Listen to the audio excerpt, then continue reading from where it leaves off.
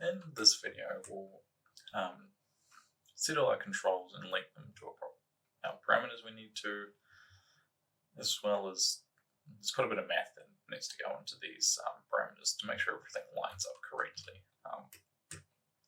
We've seen me going off screen a bit. It's just because I'm referencing the one I've already built, just to make sure I get the math correct and don't waste time. Also, in the interest of time, I've gone through and made these parameters here.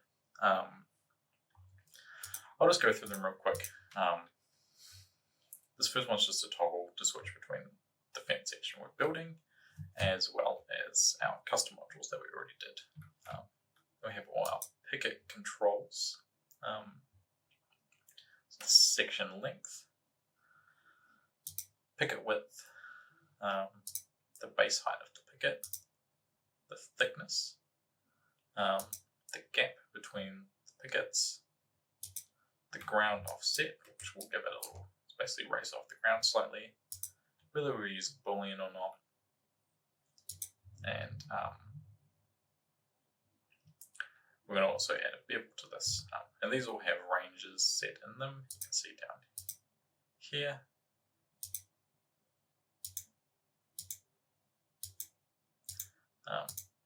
As well as default values. And you can just copy these over. All these scene files will be included. So you can just sort of copy them along or just make your own ones based on what you see. Cool. Okay, so the first one we need to set is the line. I'm just going to right click up here and go parameters just to bring this up. I'm also going to right click and go always on top just so I don't lose it. Okay. So in here, first thing we need to do is copy the section length in here.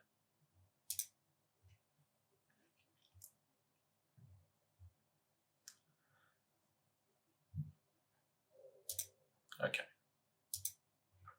And then what we need to do in here is we're going to minus this length here. So let's just copy parameter,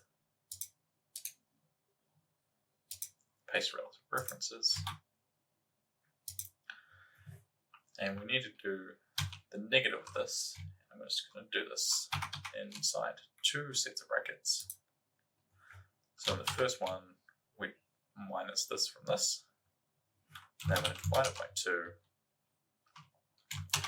and then close the brackets, and then we get the negative. So this will basically just give it, this will be determining our sort of like offset, so it sits in the right place. And the length, we also need our section length. And then we need a minus. We're just going to grab our box size Z. Copy that parameter there.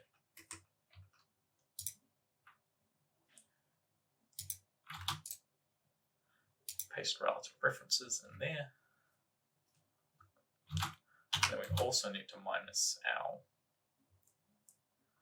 picket gap. Copy that. And then we just need to do minus a little bit more, just sort of bring the whole thing in, just because we're going to have posts on either side of it. So we need to account for those posts. That's what this value is here. Okay, let's come down to this box. Oh, one thing I'm also going to change, I'm going to make this go in negative Z direction, which means we also need to update this one down here.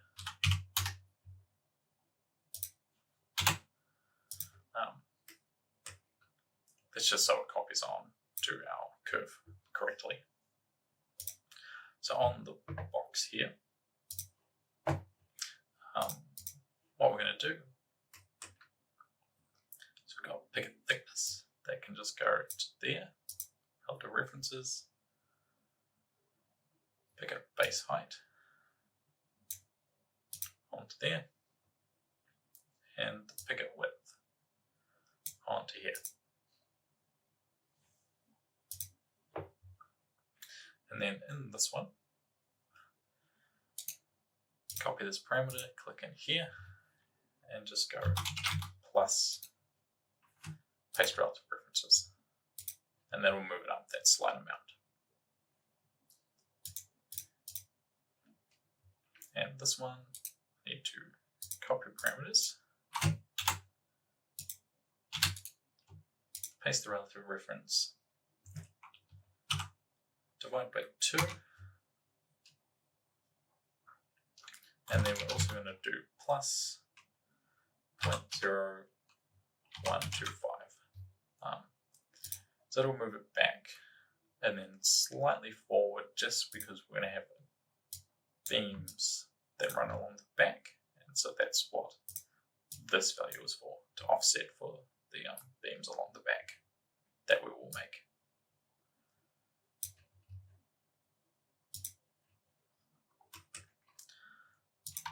Okay. In this one, we're just going to go section length into here. Minus 0.1. Origin. I'm sorry, I put that in the wrong spot. Copy paste that in there, and then we can Control Shift click to delete the expression in here. It's going to move this origin to negative 0.5, and this one is going to be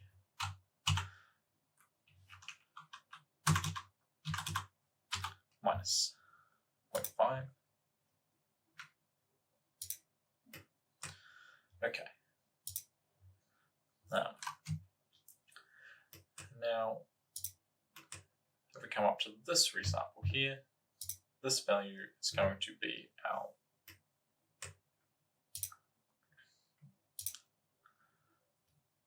this picket width.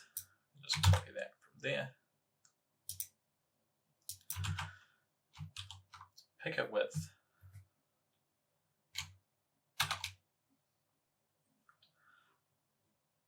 times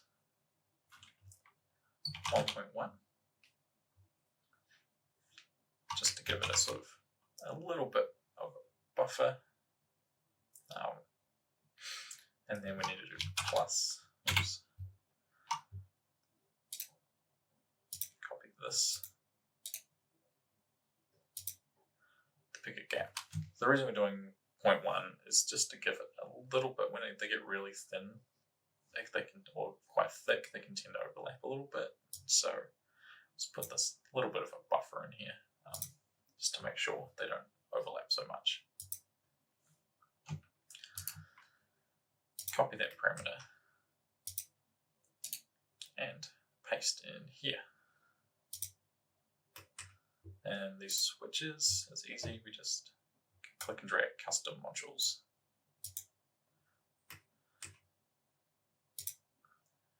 And teach them. Well, this one doesn't, because it's already following this one. Okay. And for our profile, we've got our new profile in here. So what we can do in here is we just need the name of this one. So if you mouse over, you can see it's called, the parameter is called picket profile. So we need to do $/$couple level, and then we go picket profile. And that is all we should need to change in here. And I did actually make a mistake in the last video. This needs to be minus the Y offset. then if we want to clean up this, you can just click up here, edit parameter interface, and just delete that.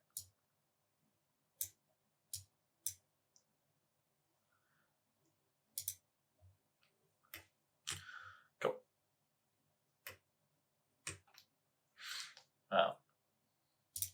And for this one,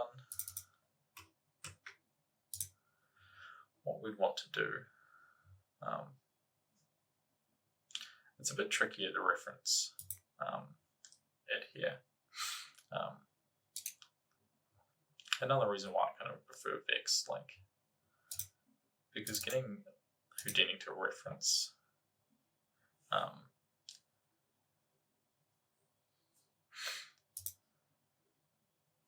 above, like we need to reference this profile onto this profile, which is then referenced by here rather than directly referencing it, which you can do.